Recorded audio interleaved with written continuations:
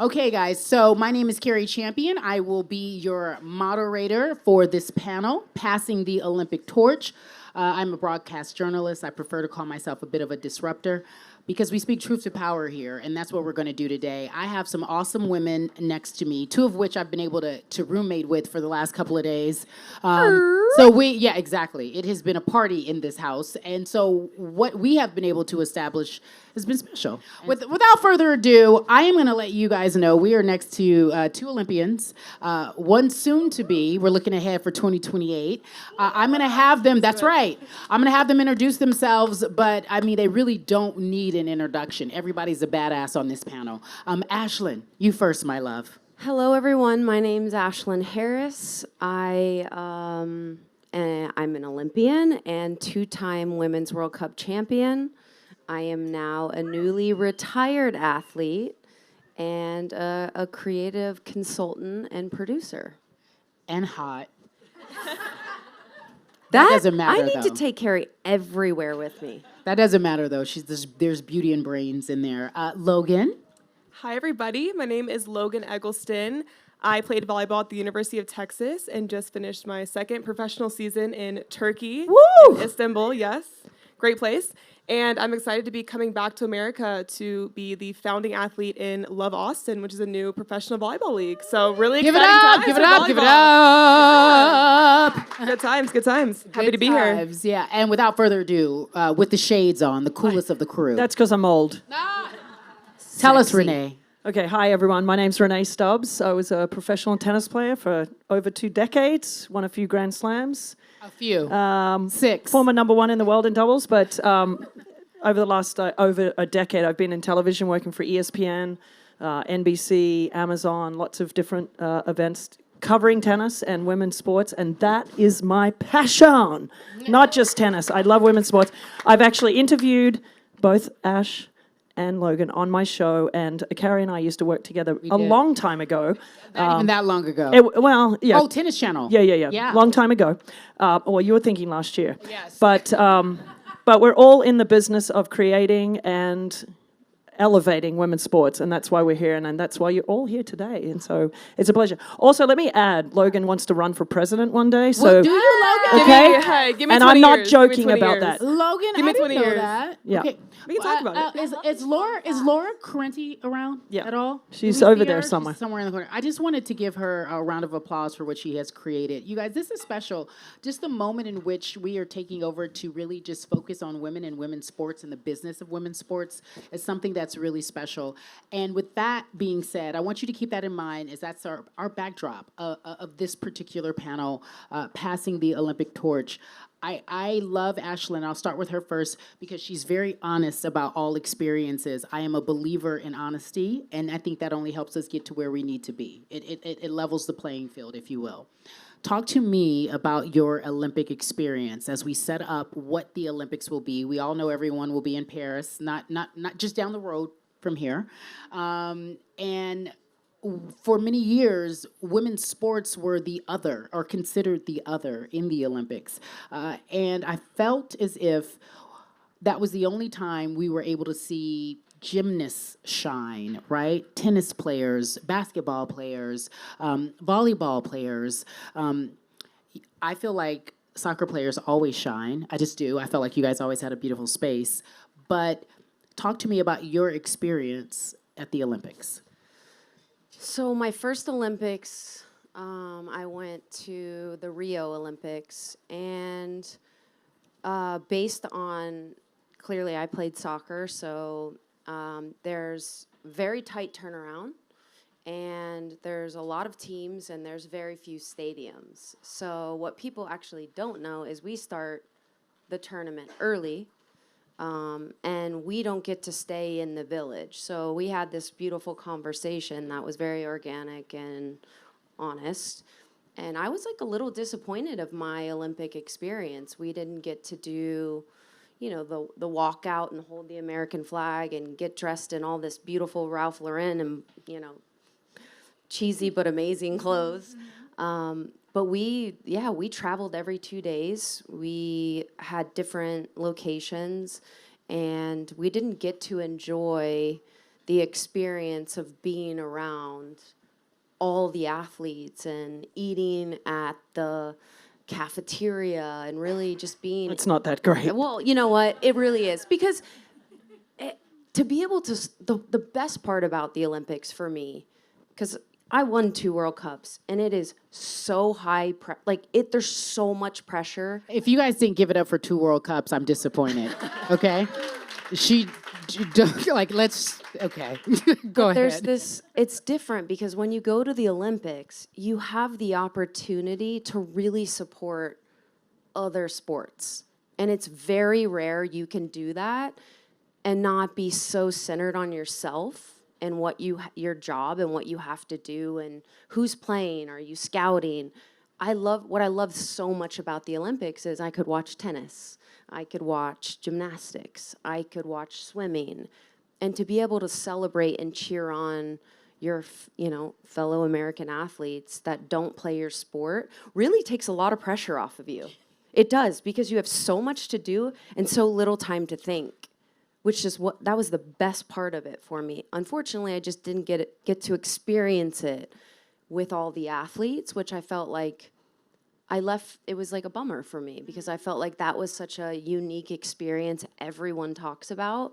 But every 2 days, we were flying all over the place. Do you feel as if we just take a picture of what we're dealing with now, the explosion, everyone watches women's sports, do you feel that it would be different this time around in terms of how the women's sports are being treated, more specifically soccer? Well, I always had this, I talk about women's soccer often, and I advocate, and I was a plaintiff for equal pay, suing U.S. Soccer. So closing the pay gap and the gender gap, that's always been an important thing for me. I talk about this all the time. The only time U.S. Soccer, we were only relevant every 4 years. And we had incredible numbers building up to World Cup and Olympics, and if we won right after. But then everything else just fell short. The buzz kind of went away after a few years, and what I'm seeing now is that doesn't exist. And that's the biggest change, and that's a powerful change. That if you look at women's sports right now in terms of attendance and everything going on and across the entire, all women's sports, we are crushing numbers at a crazy rate, which my goal, and I continue to make this my goal, is it's not relevant right before the Olympics or right after, but consistently relevant. Consistently relevant. Let's give it up for that, y'all. I like a little interaction, so mind you, I will talk to you throughout this you all here in the audience throughout this entire session. I'm not going to skip over you, Logan, but I am going to talk to Renee about her Olympic experience because it was different from Ashlyn's. Yeah, I mean, I loved every second of my experiences. I went to 4 Olympics, and I had the great pleasure of having one Olympic experience in my hometown of Sydney, which I remember vividly being in Melbourne, actually. And there's a bit of a competition between Melbourne and Sydney, like what's the best city in Australia, Sydney. And I was in Melbourne when the announcement was made by the IOC president back then, and he said, and the winner is Sydney. And I was like, I couldn't believe I had an opportunity to actually play in Olympics in Sydney. And obviously tennis, we're very lucky that we have 4 majors every year: US Open, Wimbledon, French Open, Australian Open. And so those are incredibly important to a tennis player. There's no doubt winning a Grand Slam is the pinnacle of pinnacles in tennis. But, when they announced that tennis was back into the Olympics in 1988, that was sort of like, it was such an experience for a tennis player to go, oh my God, I get to actually go to an Olympic game, something that all kids, no matter what sport you do, dream about being in the Olympics. And for a tennis player, that wasn't a part of our forward thinking, is that, one day I could be an Olympian. So when that opportunity came, I was just like, and then to get to actually be in Sydney, it's the most nervous I've ever been playing tennis. Really? Oh, my first round, I was shaking. Was it because it was home? Yes. Okay. And it was packed, and I've never been so nervous. I stopped being nervous one game away from winning, and we were killing our opponents, but it didn't matter. It meant so much to me. And so I was very successful in my career. I won 60 tournaments, I won 6 Grand Slams, and I never won a medal at the Olympics, and it still irks me to this day. And so it's an incredibly important part of a tennis player now and some people don't see it as important. For me, it was very important. I mean, walking onto the stadium in Sydney, walking into the stadium in Athens, in Atlanta, and Beijing were just the most memorable moments of my life. And being a part of a team is something we don't experience a lot as a tennis player. So for us, and watching, and then when people ask me what's the most amazing sporting event you've ever seen, which is a very loaded question because we get to watch some pretty amazing sporting events, without question, at the Sydney Olympics was Kathy Freeman winning the gold medal for Australia. I think about it right now and I could cry. It's to hear the entire 100,000 stadium cheering Kathy around that 400 meters. And then when we won the 4x100 meter men's freestyle in Sydney, and we beat, the Americans for the first time in like 20 years. And there's a documentary out about it right now going into the Olympics in Paris. It was the most electric moment I've ever experienced as a sports person. And so for me, being a part of the Olympic story and a part of the Olympic history is something that I just treasure so much. I have a follow. 2 World Cups, 6 Grand Slams, 60 tournaments won. Why was the Olympics most important? Is it the idea that you are playing for your country? That is the most important for you? Yeah, because we don't get to represent our country. It's different for volleyball. It's different for soccer in a lot of ways, football, because you are a part of a team, whereas we're not. We're so independent, so individual. And so when we get to play Billie Jean King Cup or Davis Cup in the men's, and then going to the Olympics and having the flag, I mean, for me, I'm Australian, so I had the green and gold on, and I was so proud of being able to represent my country and be able to maybe win a medal. It meant so much.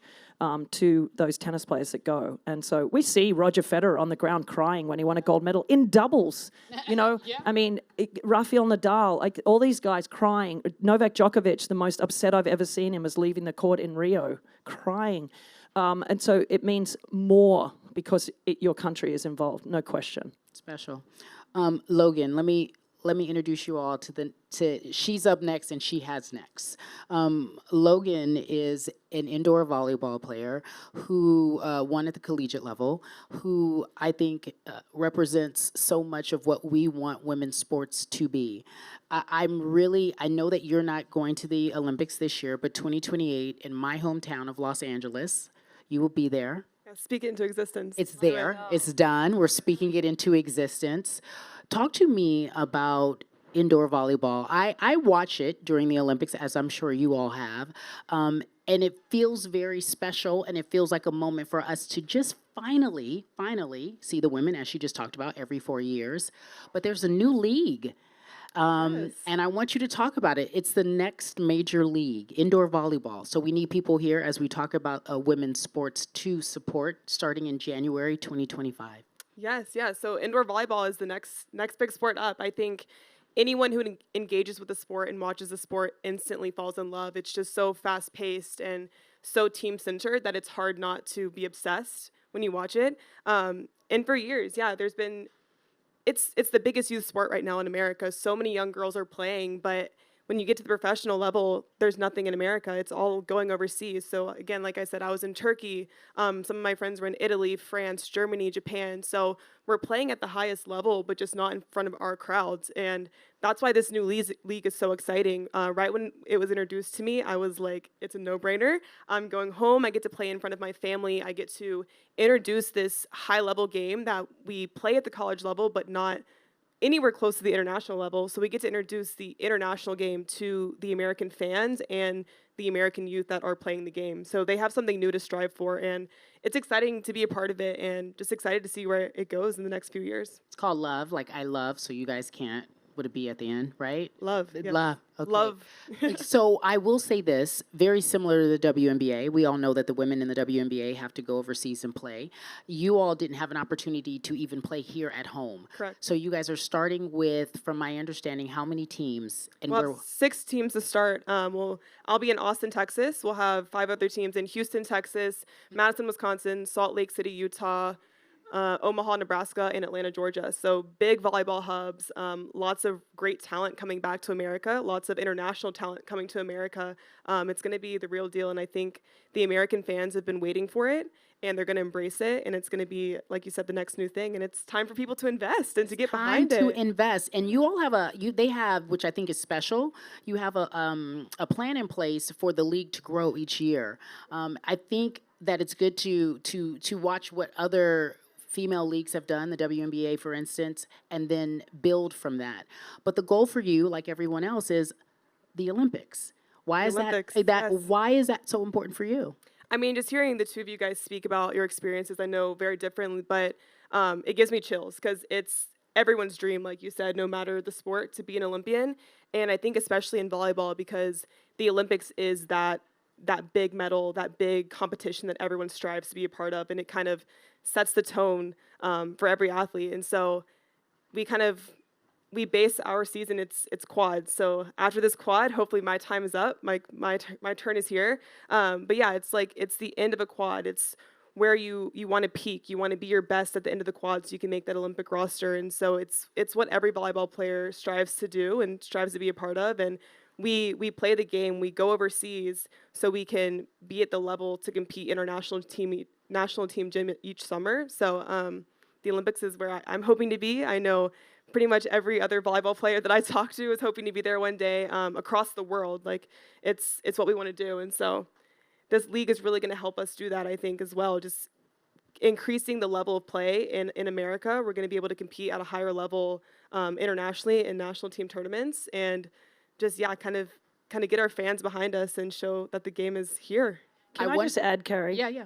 I don't know if you've all seen indoor volleyball. You but have. it is Everyone here has. so fun to watch.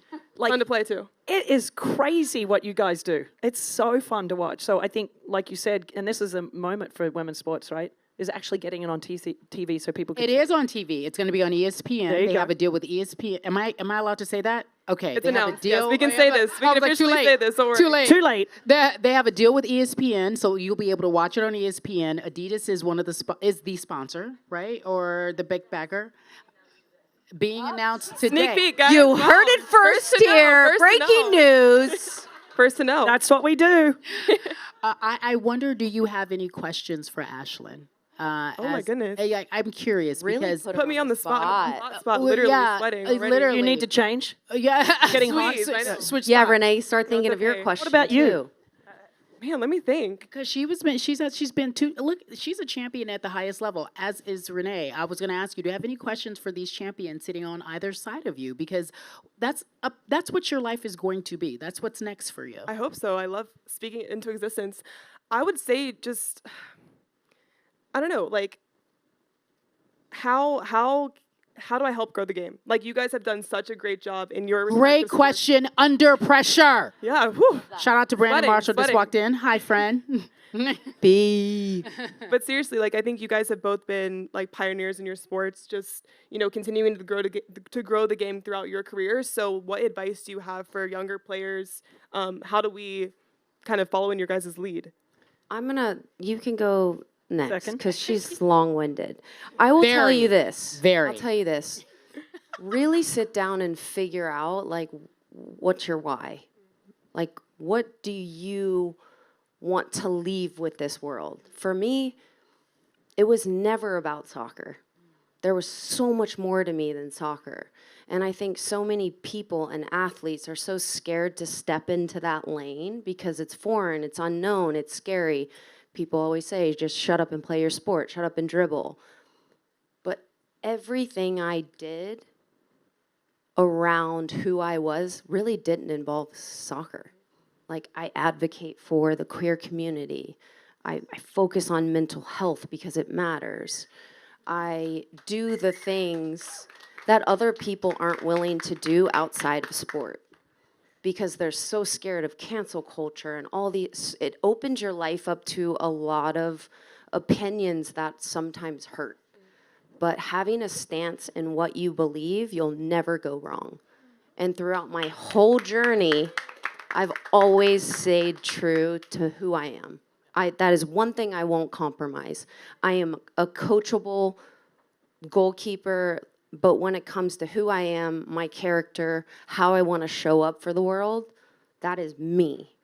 And no one can take that away from me. So if I could say anything to you or anyone here, like, if you want to change the world, fucking do it. I love it. I love Seriously, it. you want to run for president? Fucking do it. Oh, she's going to. I'm Yeah. going to make her. Yeah, and like, there's so many people who always will support you and love you and so, like do whatever it takes to make sure you shine. And if there are people in your group who don't do that, it's time to start cutting them out, unfortunately. So Great stuff. Wow. So for me to piggyback onto that, absolutely surround yourself with the right people. That is utmost importance. And the ones that don't believe in you to actually do the things that you want and you moonshot for, move along. But I think I'm a big proponent in saying yes. I really believe in it. I think especially when you're in the middle of your career, you're still so young, is to say yes to everything. Until it doesn't feel right, then you say no. But I think that while you're still, so relevant in your sport, while you're still doing the things that you're doing, and that's anything, is say yes to it. And then you figure out the things that you want to do. You figure out the things that are passionate for you. I have a tattoo on my arm that says passion, because I really believe that if you don't have passion for what you do, you won't be successful at it. So say yes to it. If you find a passion in it, that's your lane, right? So stick with that. And I just really believe in that. And being authentic is so incredibly important to advertisers, to brands, to a company, whatever it is. And, Flage, listening to her this morning, I was like, oh, damn, she's so authentic. And that's what makes her special. And I think Ashlyn is saying the same thing. She's authentic to who she is. Don't change that. You have spoken about wanting to be president. Like, legit, that is being authentic. Like, I believe in myself. I'm smart. All of the things. Always say yes. And you're going to go a long way. And I'm going to be there when she's president. I got you. Front row. You'll be there. Yes. I'll be waving too. I'll be old, but yeah. I can Don't be say that. security. I feel like that would be hot. Everyone here is going to be there. Yeah. Well, she mentioned being president a few times. It takes an incredible amount of courage to say that out loud. Yes. You have to. It really does. And people say it flippantly. You mean it. Why is that a goal of yours?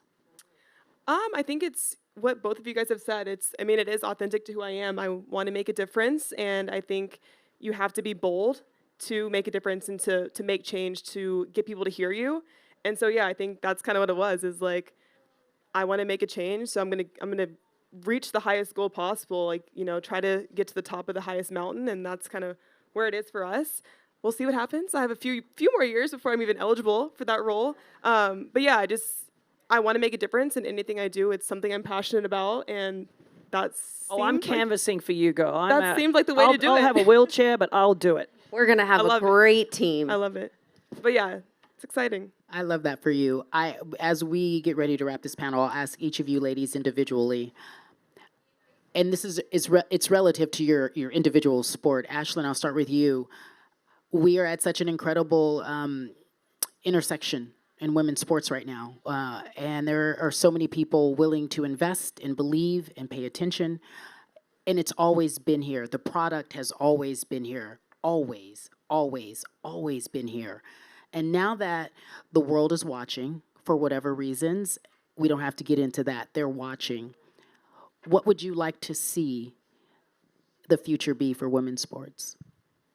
Specifically This with is yours. very, like, equality on every aspect. Outside of the game, pay equity, venues, everything has to be equal, and we have to keep fighting for it. I say this often. I was one of the most decorated athletes of my time, college, national team, NWSL championships. I had to find a job weeks after I retired. And I don't think people realize what that looks like. I dedicated my whole life for my craft, and at 37, I had to start over, and I am in the process of starting over. Men who have competed and have done half the shit I have are probably on those fucking yachts behind me, hanging out, enjoying retirement, as I have to worry about Cobra insurance. I have 2 young kids that I adopted. I have to keep food on the table. And I don't have time to sit back and say, this feels nice. I'm going to relax as I've dedicated. Since 13 years old, I've played with the U.S. Soccer Federation. I didn't take a second off. And that's the realistic part of what we as female athletes deal with. And we have to be able to tell those stories and make that change. Because Caitlin Clark coming into the women's basketball league making $70-something thousand. I said this on my last panel. Babe Ruth made $80,000 in 1930. What are we talking about? It can't happen anymore. And we have to start making changes. We have to pay these women what they're worth. And until we do that, I'm not sleeping. I'll tell you that right now. I'm not sleeping. I'm going to pass around a plate. That was church, guys. If you guys could donate. I'm going to pass the plate. Do you hear my girl? 37 in Cobra. All right. Logan. Yeah, amen to that. Seriously. I mean, I think that's what we all want in women's sports as female athletes is to see equality across and respect across. And I think that's, what I want in volleyball specifically is to gain the respect for a league like League One Volleyball for Love to succeed and to be around for generations to come. So in the future, I want it to be a league where girls out of college are continuing to play and going into the professional league instead of retiring because they don't want to go overseas. They don't want to leave their families. So that's what I'm wanting to see is a sustainable league in America where girls can play the game at the highest level in front of their families, in front of their fans, and just live comfortable lives. We're on the right path, and I want, the fans to engage with them, TV deals to continue to rise, and more brands to get behind it because it's the future. And so that's what I want to see. I mean, I'm very lucky that I played a sport that was quite equal for a long time. So I'm looking at different, sports saying, yeah, it's about time they started treating you guys with a little bit more equality. We've had equal prize money at Grand Slams for quite a while now, but that took a fight. That took a fight from the likes of Venus Williams, of course, Billie Jean King, and so many of our previous players on the WTA Tour. But also, I would like to see the WTA Tour do a little bit better job rather than sell part of, our most established things to the Saudis. So I would like people in this room and brands and advertisers to understand that women's tennis is still the biggest global sport in the world for women. And, if you look at the top 10 Forbes earners in women's sports, 6 or 7 of them are tennis players. So we're very lucky in that respect. But at the same time, I would like us to grasp the idea that we shouldn't be selling too much to the Saudis at this point. And there are sponsorships, there are companies that could be doing the same thing in the United States or in Europe or in England to invest in women's tennis and not sell our souls too much. And so, I'm a little bit pissed off that we did that in a lot of ways. I understand the money was huge, but I would like companies in countries that don't squash women's dreams and their futures to be giving money to us. So I'm a little bit jaded on that. I understand the importance of money, but that's what I'd like to see. I would like to see the WTA sort of answer the question of that one. There you go. That was amazing, Renee. Thank you for that. That really is special. I'm sure every woman in here can relate, right? We want equal pay in every aspect. I really thank you all for being here. I want to give it up for these amazing women. What you heard is very honest conversations about what you feel, and I thank you, Ashlyn, Logan, and Renee, for being as honest as you are. That allows brands to understand how they can help the need that is there. But more importantly, it really does come down to tennis is equal pay, or in a lot of cases, but it does come down to knowing your value and your worth. As everyone in this room is worth something and valuable, you want to be paid for that. I mean, all of us. I think we all think we're underpaid in some capacity. So I appreciate you for being so honest. Good luck with the new league. Renee, thank you for always being a beautiful ambassador. We appreciate you all for being here. Passing the Olympic torch. This is our panel, and we are done. We're going to take a quick break, and our fearless leader, Laura Correnti, will come back in about 15 to 20 minutes. Thank you, Carrie Champion. Thank you, Carrie. She's unbelievable.